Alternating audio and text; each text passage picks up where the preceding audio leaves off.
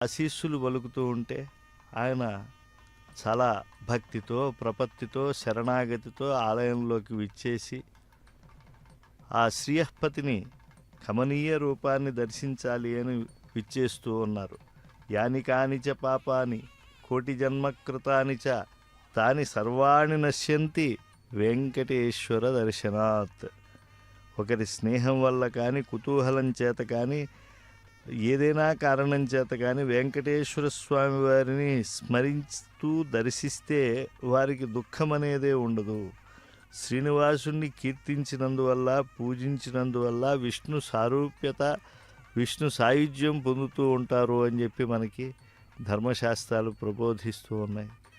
అఖిలాండ కోటి బ్రహ్మాండ నాయకుడు ఆది మధ్యాంతరహితుడైనటువంటి వెంకటేశ్వర స్వామి వారి యొక్క దర్శనం అది సహస్ర బ్రహ్మలోకములలో చేసిన పుణ్యములతో సమానము అని కూడా మనకు స్కాంద పురాణం చెప్తూ ఉన్నది.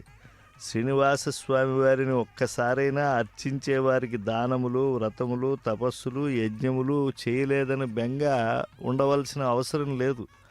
అవి కూడా పుణ్యకరమైనటువంటివే.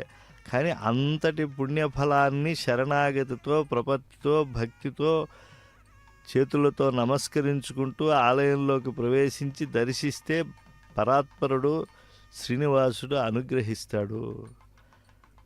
గౌరవ ముఖ్యమంత్రి వర్యులు ధ్వజస్తంభం దగ్గరికి వచ్చారు. ధ్వజో జీవస్సముచ్యతే.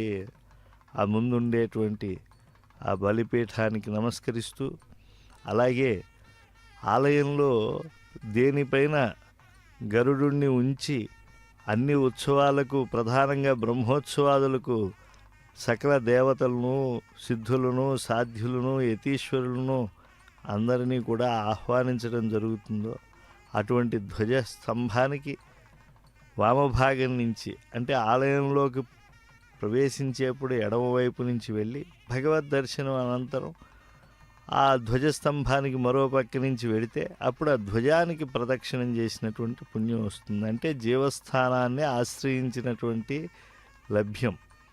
అటువంటి ఆ భగవద్ దర్శనానికి సకుటుంబంతో గౌరవ ముఖ్యమంత్రులు ఆంధ్రప్రదేశ్ శ్రీ నారా చంద్రబాబు నాయుడు గారు ప్రవేశించి వెండి వాకిలను